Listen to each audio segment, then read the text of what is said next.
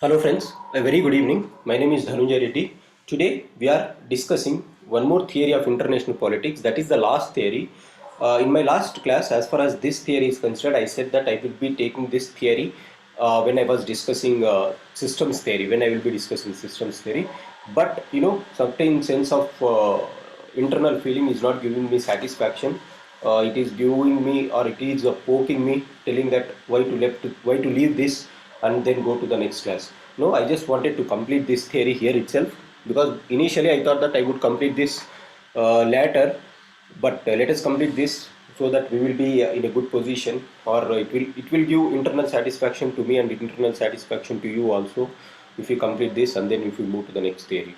So systems theory I discussed here and there, but I wanted to give a brief idea in this discussion.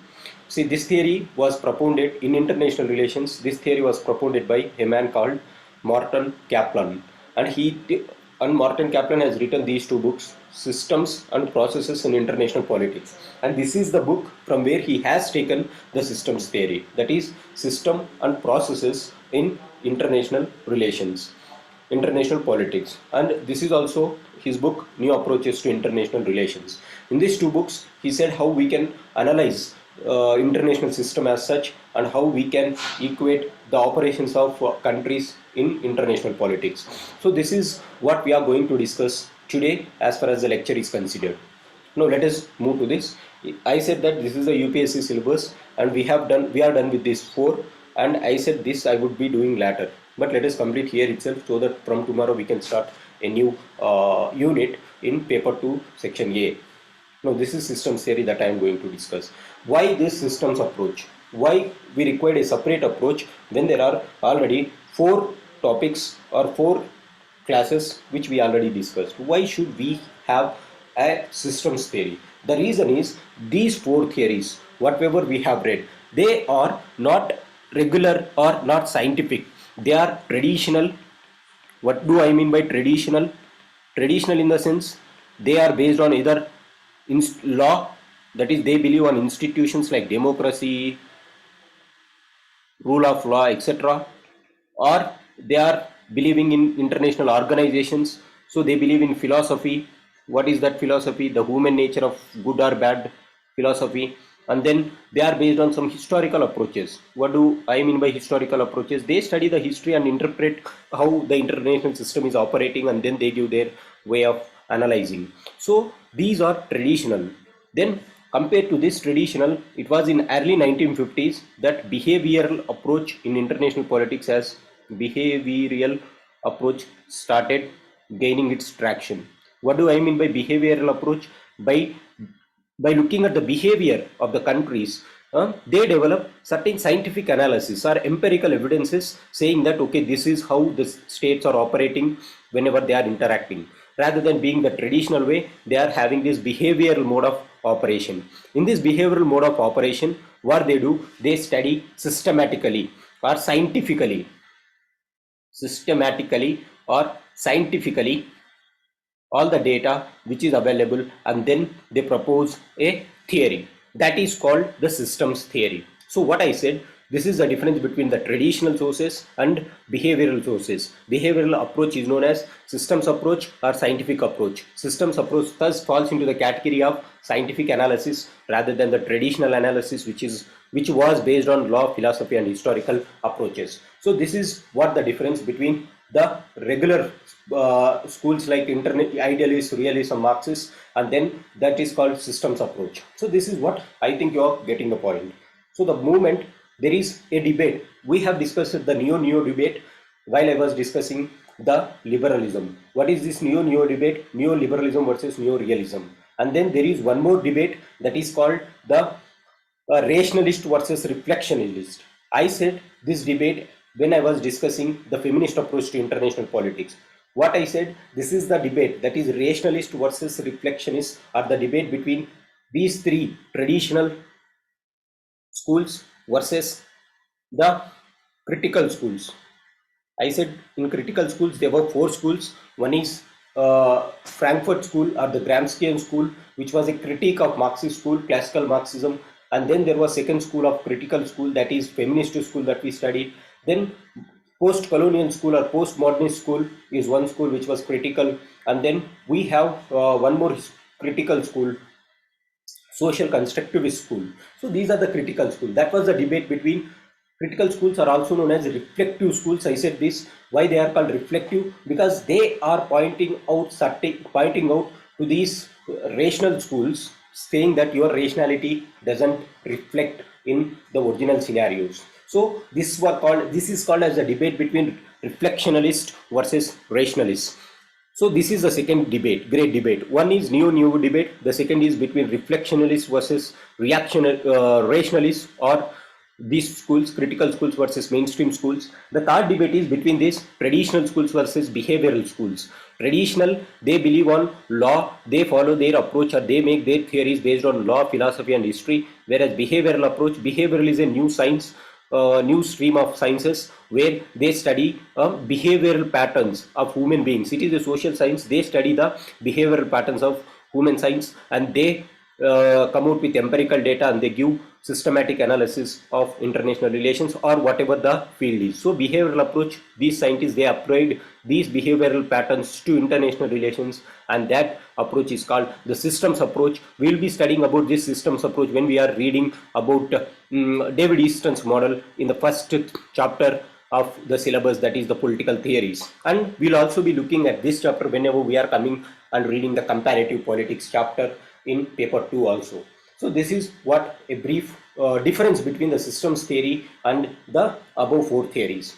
Now, systems approach, I said, it is a behavioral approach because it is also called a scientific approach, because it studies the behavior of the international relations and the actors in the international relations. And it is called scientific approach because it systematically analyzes how the states are interacting with each other. So this is the difference between traditionalist and behavioral. I said this difference, that traditional international relations were applying philosophical, legal, and historical approaches, and they preferred actor level analysis, because it is by considering the actor level they gave their philosophical approaches, hence they were not scientific. But behavioral movement aims to develop scientific approach. As a result, there should be laws which should be the behavioral movement started because they thought that we should build a universal law which can be applied to each and every circumstance. They take the example of Sir Isaac Newton's law of gravity, and they say that as Newton's law was applicable to each and every situation in which we are living, we have to develop like Newton's law of gravity or universal models where we can apply them to the field of international relations also. With the same behavioral approach or behavioral movement started gaining its traction post 1950s. It was a very new field, or it was a very new field to the sciences, social sciences, that is behavioral school, which was developed only in 1950s and 1960s. So this is the difference between systems approach and the traditional approach. I have reiterated in this slide again what I said in the previous slide. This is the basic difference. This is the thing. And who are the exponents as far as behavioral approach or systems approach in political science is considered? Behavioral science is a big science, that is to social sciences. These persons, that is David Easton and Martin Kepler, started applying that behavioral science to the field of political science. So David Easton tried to analyze the domestic politics based on this systems analysis. So that is why David Easton is known as a famous behavioral approach and post-behavioral approach. He has given his models, and that we study when we are studying the domestic politics of the states. So David Easton limited his systems approach to the domestic levels. He studied individual countries like India, China individually. But Martin Kepler, what he did, he moved a step further and applied this systems approach to the international system itself.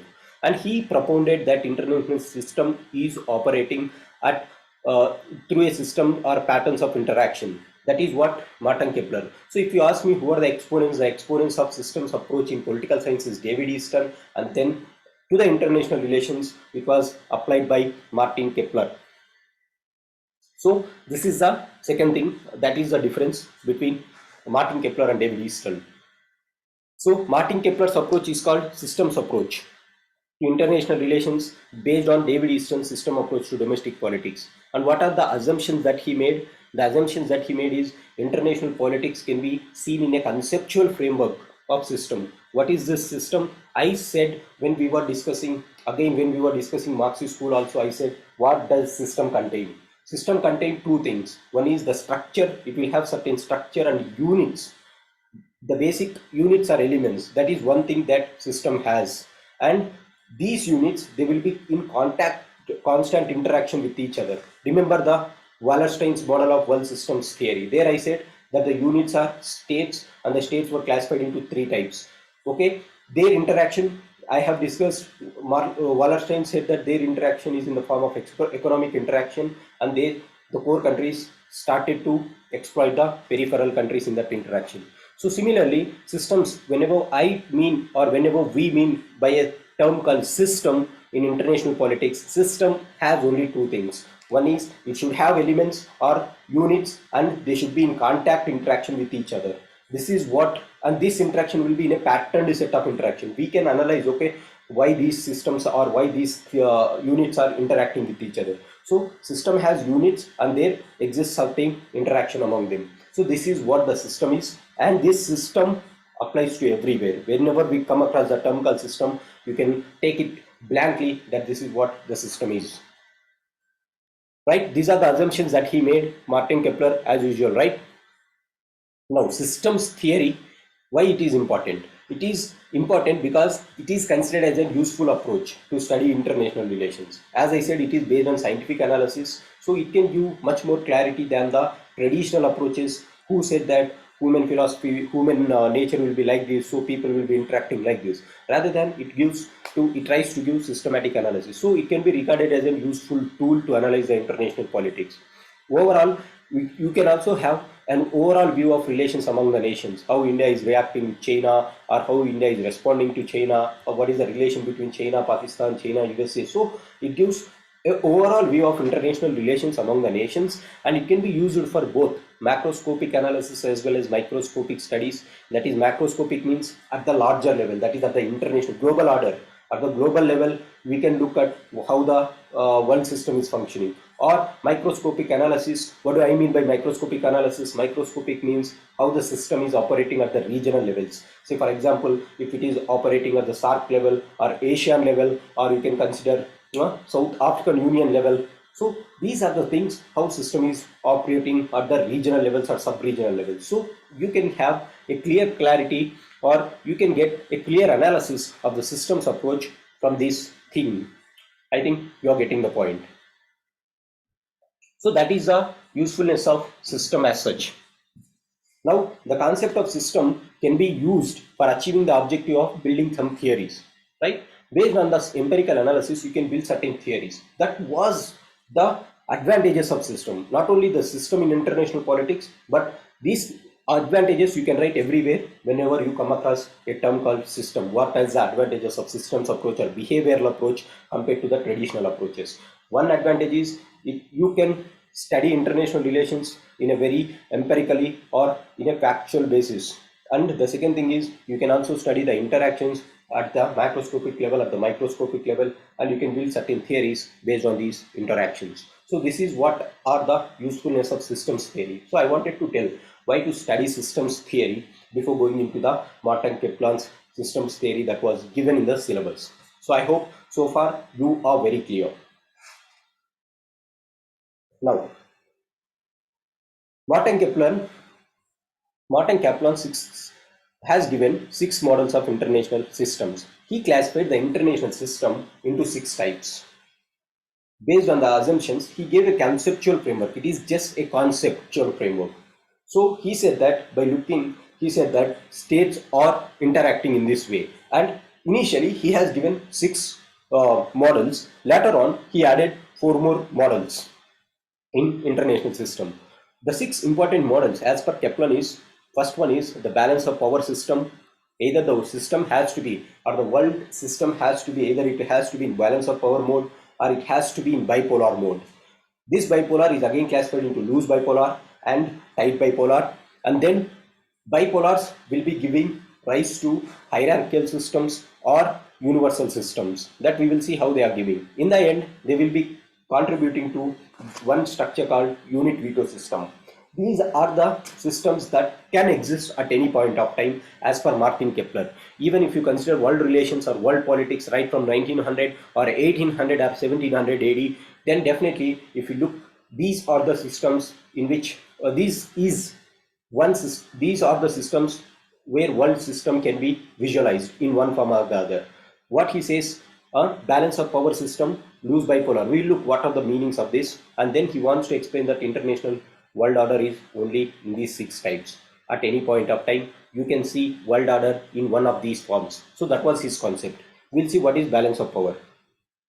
The balance of power system says that it is a Westphalian world order. Again, when we are discussing this, I have clearly said, whenever in the Westphalian world order, I said that states are the sovereign authorities and there is no authority above the states. As the states are sovereign, there is no common authority or no universal agent or supranational agent to control or to give laws. As a result, states are having sovereignty internally and externally. As a result, they will be always aiming for security maximization. In their quest for security maximization or security dilemma exists, and they go after power. So power maximization is the ultimate goal in order to secure their national interest. That was what I discussed when I was discussing Westphalian world order. The same thing applies to realism also. So this is what the theory is as far as balance of system goes. The balance of system is a Westphalian world order and European politics from 17th century till 20th century. I said till the end of the Second World War or the First World War, you can see that the system of the world order was based on the balance of power system, right? It is saying that until Second World War, we can, if you analyze the international world order, then it is balance of systems approach. And it said that it explains the functioning of international politics and European politics particularly, because at that point of time, USA was in isolation mode. Then the rest of the countries were colonies of British. So I said this very clearly when we were discussing this Westphalian world order, and I said that whenever there is Westphalian world order, we were studying just the European powers and not the other powers as such. So if you study this balance of power system, it was existed from 17th century to mid 20th century, where Europe was the dominant, or the Europe was at the hegemony in the world order. So it just explains how the power structure was classified between these European powers. So it is represented by multipolar system and an absence of international authority. That is what I said. This is a multipolar world where there is no universal agents, but every country, France, Britain, Germany, Italy, Russia, Hungary, Prussia, every country is an authority or sovereign authority externally and internally. As a result, there exists number of multipoles, which means who exercise independent powers and there is no common authority. So it is a multipolar system, right? All the states are concerned about protecting their sovereignty and territorial integrity. I said these systems or these units, they always try to operate to maximize their security. As a result, they go for power and power. So the moment they are going for power, when one nation, let's say for example, if Italy is increasing its power, then definitely the rest of the countries are going to limit Italy's rise by forming alliances and by forming counter alliances. So this is what balance of power is. Either they wanted to counter the rising hegemon so that it will not rise to a very powerful stage. That was how the system was operating during Westphalian world order, and that is called balance of power system. We will be discussing about this balance of power system in the next unit also, that is when we are studying about power in detail. So this is what the world power system. What you have to remember, it is a multipolar system where there is no common authority. Now, then this multipolar authority has given rise to bipolar system. This bipolar is again classified into two types. One is tight bipolar or another one is loose bipolar. So if balance of power systems gets break, so multipolar is balance of power system. After this getting break, or after the Second World War, you see the rise of bipolar. And what is that bipolar? It may be either loose bipolar or it may be either tight bipolar. What do I mean by loose and tight bipolars? Loose bipolar means there exists two super blocks like USA and USSR. Along with this, there exists a third block like NAM, non-alignment movement, or NAM block, where each block will be having powers. So this is what the difference is. Loose bipolar means along with two superpowers, there exists one neutral power which will be trying to control the two blocks. Along with this, there is also a chance for international organizations also, like United Nations Security Council or United Nations organizations. So international organizations also exist in loose bipolar. Remember the difference very clearly. When I was discussing balance of power, I said that they were multipolar units, but there is no international organization. This was absent in bipolar world, but in a loose bipolar world, all these are present. And there is a third factor. And in tight bipolar, it will be just two actors, that is USA and USSR. Only two actors, and there will be no international organization or third world or third block. So this is what tight bipolar is. Tight bipolar means only the power relations exist between only two. One will be USA or one will be USSR. Whatever the block name is, there exists only two blocks. That is what the tight bipolar is. Then there is one more system called this universal system. When universal system emerges, look at this here itself. Universal system exists when this international organization is going to become powerful. If international organizations become so powerful such that it exists control on other blocks, then it is called universal system. International organizations are powerful,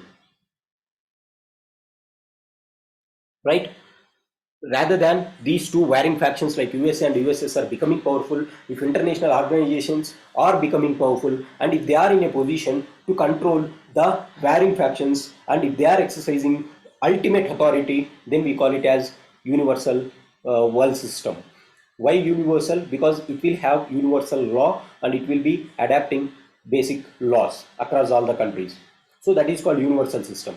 But if one of these blocks are going to become powerful, if one of these blocks are going to be powerful, if this tight bipolar is going to be one block is going to be powerful, one block, either it may be USSR or USA, then it is called hierarchical world system. Why you call hierarchy? Because there exists certain hierarchy like USA at the top controlling the other players like European Union, third world countries, India, or peripheral countries or semi-peripheral countries. So USA will be at the top of the hierarchy. That is why it is called hierarchical system. And then there exists one more phenomena called this, because USA becomes powerful because it will have military power, it will have technological power, particularly it will have nuclear power. What if all the countries in the world are going to have nuclear power?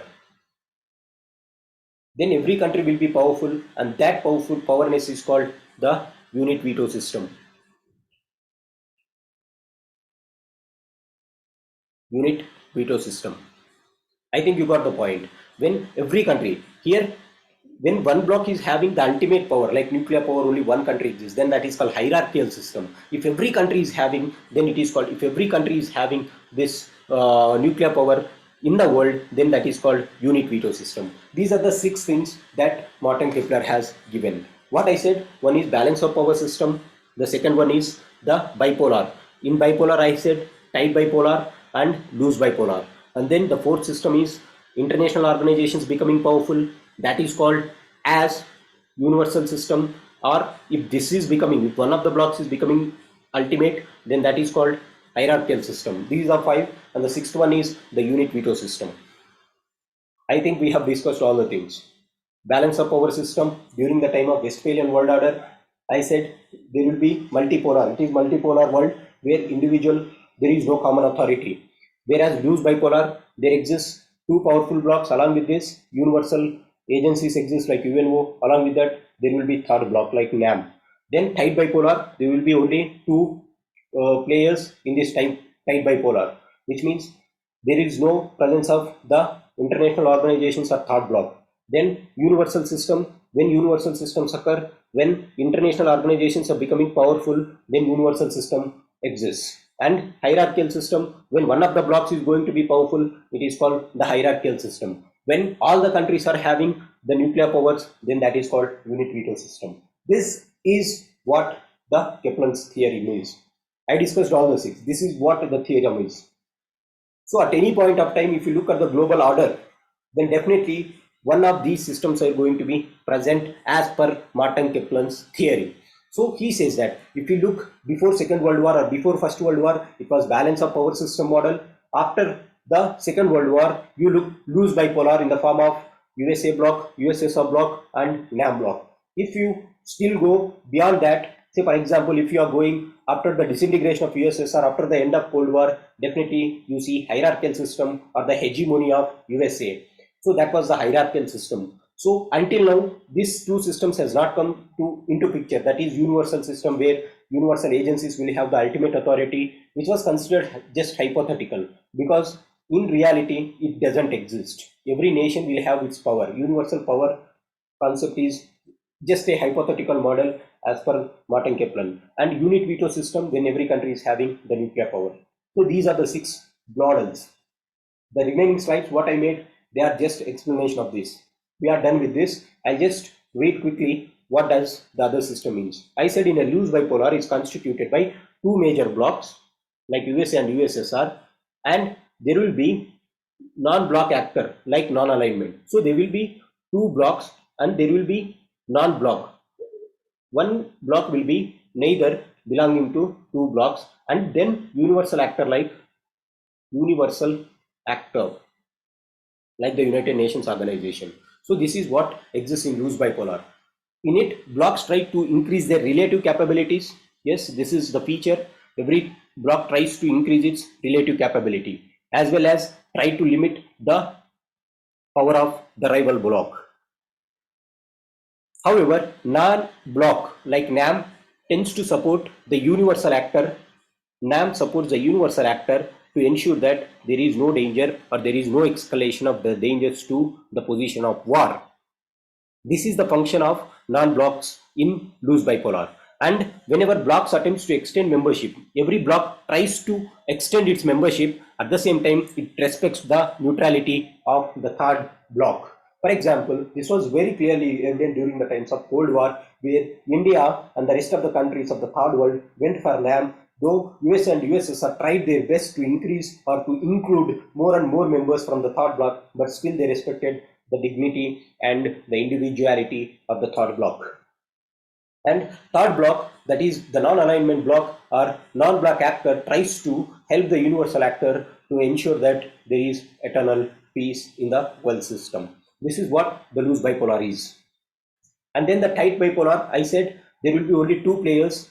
The loose bipolar system easily gets transformed into tight bipolar system. It is bipolar system in which two major powers lead their respective blocks of allied powers. Then say for example, if NAM is not there, then there will be only two blocks, the capitalist bloc and the communist bloc, and they have their allies. If USA is having European unions or European countries, that is the Eastern European countries as its allies, Russia and communist bloc has its allies as China and some West European countries. So they will have, each bloc is dominated by a major power in the form of USA in the capitalist bloc, Russia in the communist bloc, and they will be supported by the allies or friends of those actors. The international organizations during the tight bipolaris are very, very weak. There are no neutral blocks like NAM. International organizations exist, but they are very, very weak. They are not in a position to influence or to bring much changes which are required for maintaining peace at the global order. International relations takes the form of interactions between the two blocks. So international relations are nothing but the interactions that exchange between the two rival blocks or the two major blocks in a tight bipolar system. I think you are getting the point. Then the universal system exists when the universal system exists. This is the fourth model, universal system, in which the nations gets organized into a federal system.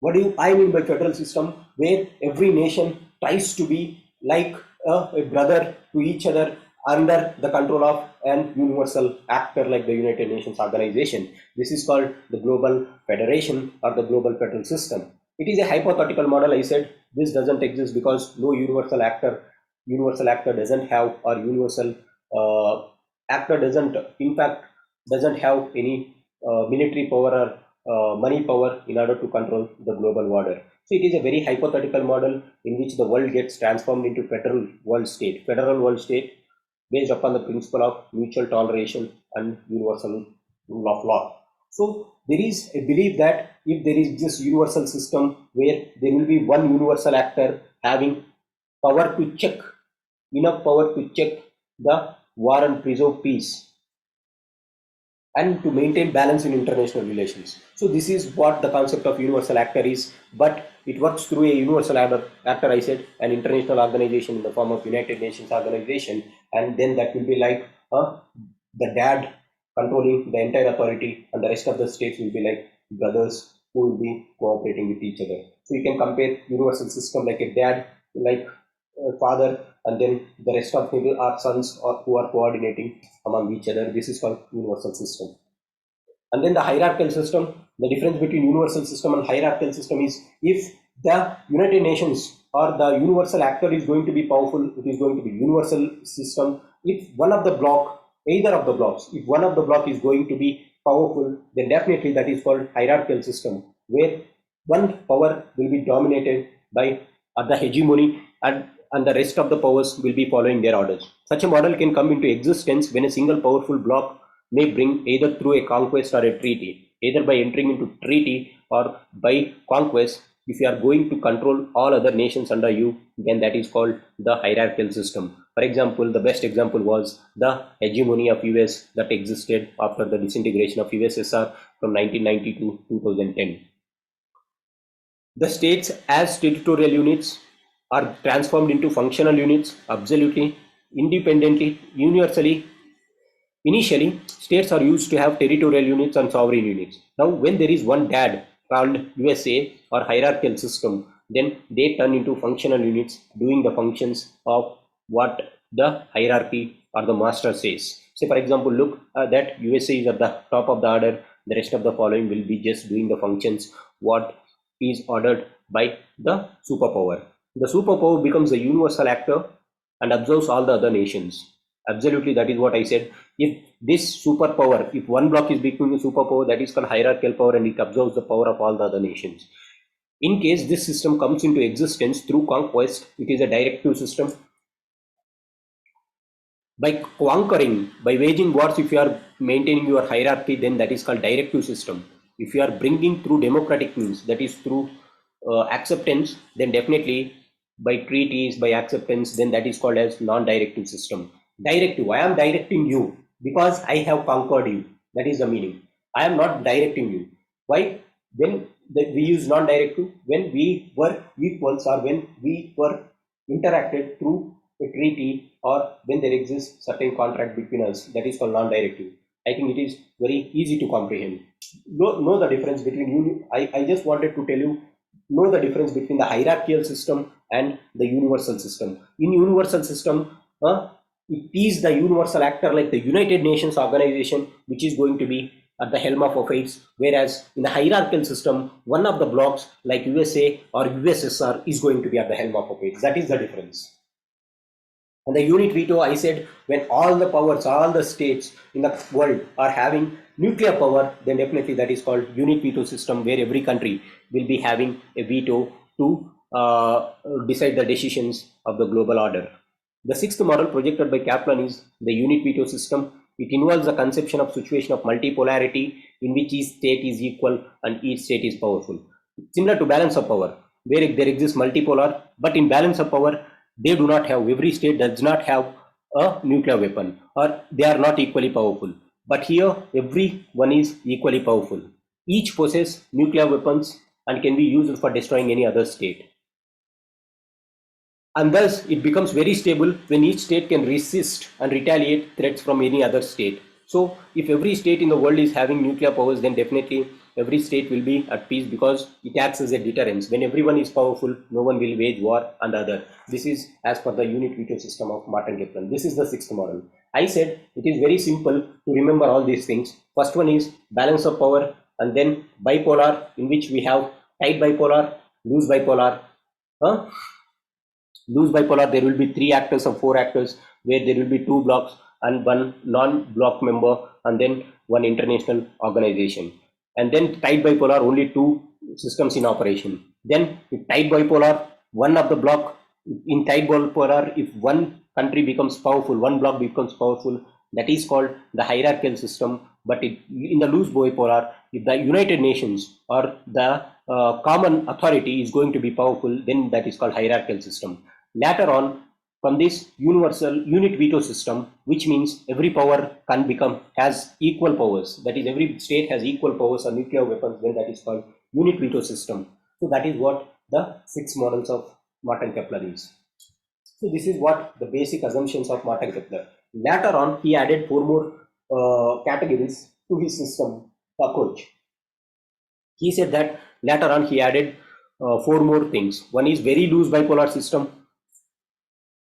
Very loose bipolar means, though it is bipolar, in the loose bipolar, I said there will be 2 blocks like USA and like USSR, and then there will be NAM, and then there will be 1 international organization. But if there are more non-neutral blocks or more international organizations, then that is called very loose bipolar, right? Then detente system. Detente means, it means superpowers become more open. Detente means USA, USSR, USA and USSR.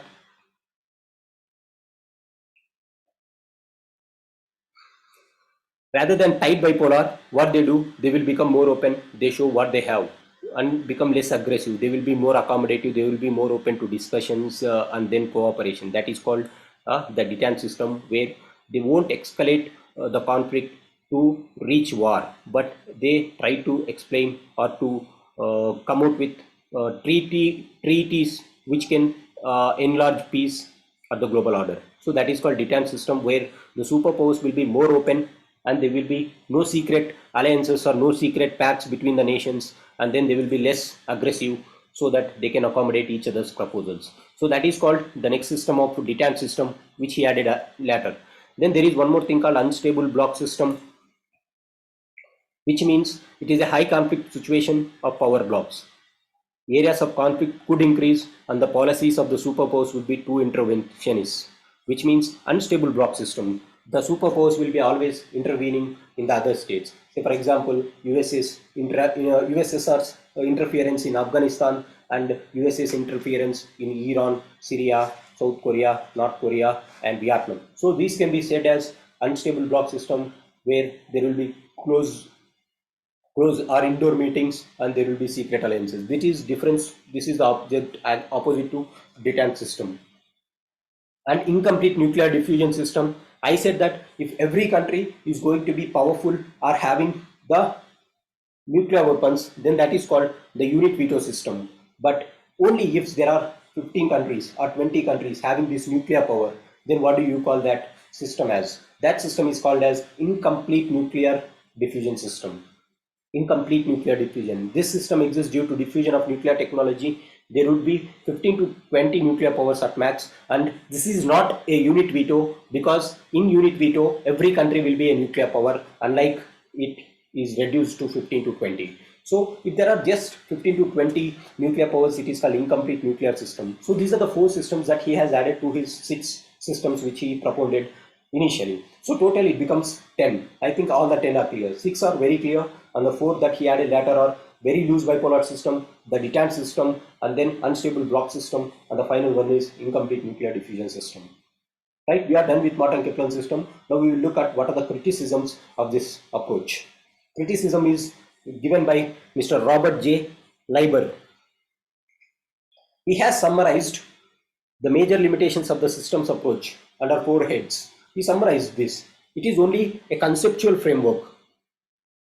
Systems approach is not a theory, just it's a conceptual framework. He is giving, okay, systems theory will be like this, like this, like this. This is not a theory, in fact. This is just a framework of world system. By looking at the world system, he has given these theories. Okay, this might be the thing, this might be concept. He is giving concept, but this is not a theory, right? Theory means, yes, this follows this follows this. But he is not giving, this is just a conceptual framework. Then there is the concept of inadequacy. Methodologically, Martin Kepler was inadequate in explaining the system as per Leiber. What he says, there is lack of operationalization of concepts in a way that can make them accessible to empirical testing.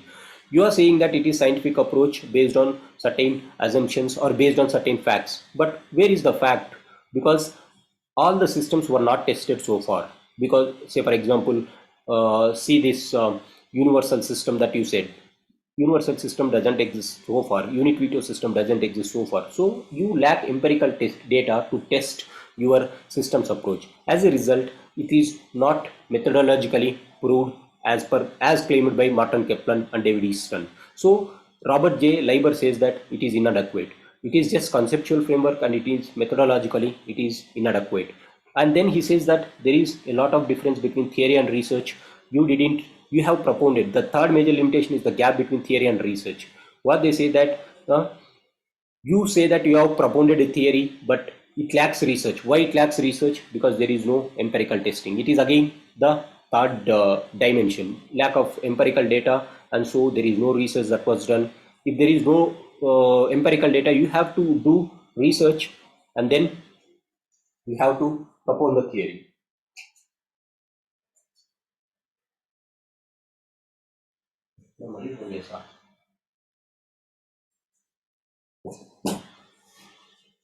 The third major limitation is the gap between theory and research. Theories have not backed with empirical research because you do not have empirical data. At least you have to do research and prove your point, but it is not there. So there is one more scholar called David Singer. So these are the two persons, Leiber and Singer, Singer. Singer. He says that the unfortunate bifurcation between theory and research has sharply limited the usefulness of values of systems theory. What does it mean? Whenever there is no empirical data, you should have to do research and say that your theory is right. But this bifurcation between theory and research has limited. You are not doing research, you are just propounding the theory. The gap that exists between theory and your research has sharply limited the usefulness of value system. The moment you are making a theory without any empirical data, there is no use of this so-called systems theory. That is the gap between theory and research, and that is what Mr. David Singer has said. So Leiber, we are discussing the Leiber's limitations. Leiber said 4 limitations. In that, one limitation is also added by Mr. Robert Singer. So this is what the point is. Next, it is a very limited approach. What do I mean by a limited approach? Because it does not accept the political institutions. It is just studying about the actors like states and the international actors, but it doesn't study about the political institutions like international cooperation, ICJ, International Court of Justice, or the democratic institutions that are present at the World Trade Organizations, which are there for economic promotion. So political institutions, particularly the political institutions, were not accepted like democratic institutions.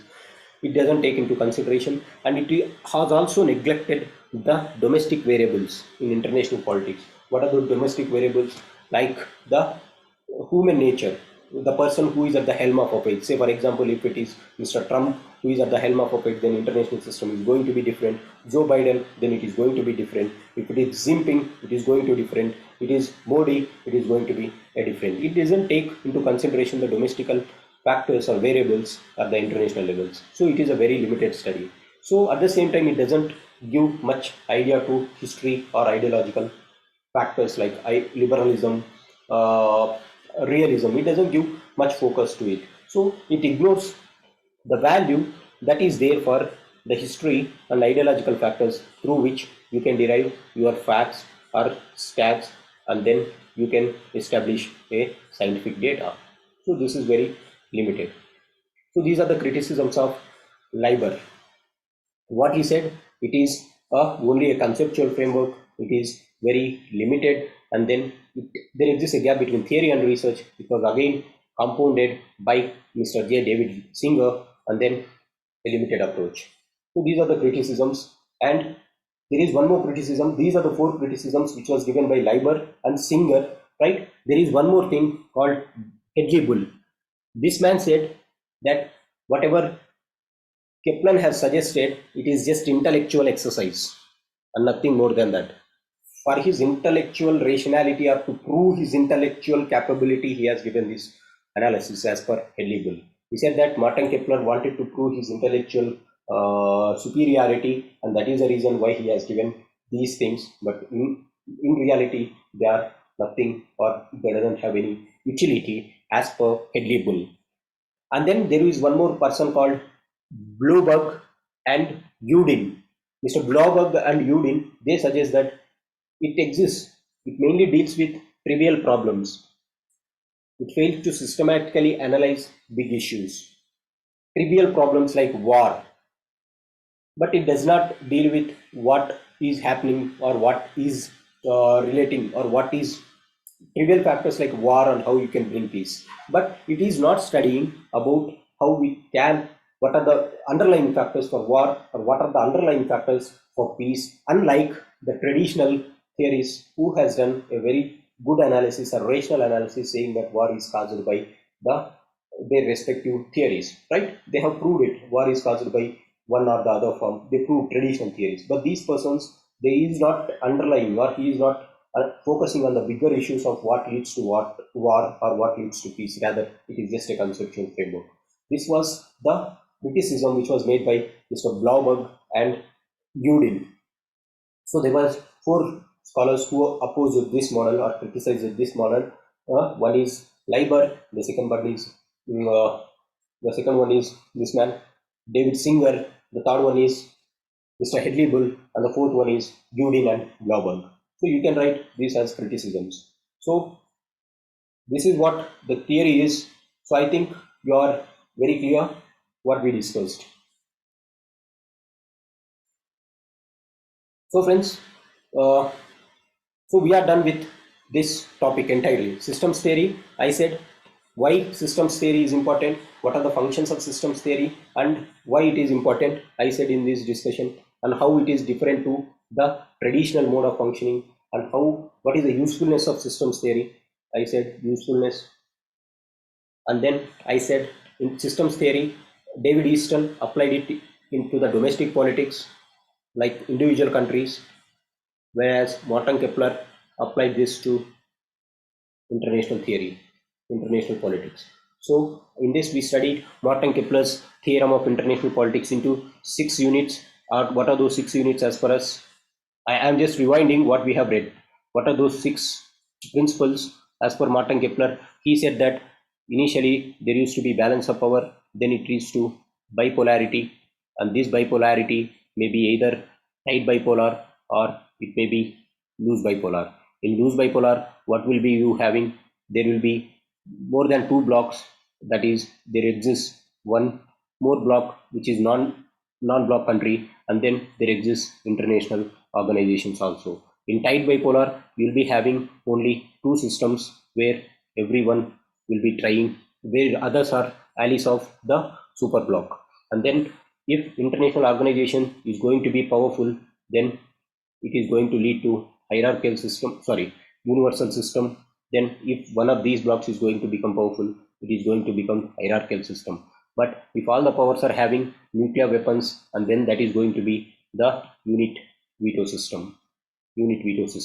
So this is the 6 systems that we discussed, right?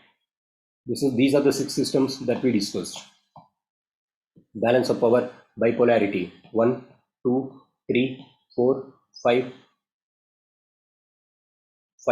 6, right? These are what we discussed. Apart from that, later on he added 4 more systems, saying that there might be any chance for system to change at one point or the other. So what are those 4 more we have seen clearly, and then we have seen the criticisms from every quarter. So this is what is systems theory, and we are perfectly done with the 5th topic. Tomorrow I'll be starting the 6th topic. We'll be reading about power and everything which follows there. Thank you.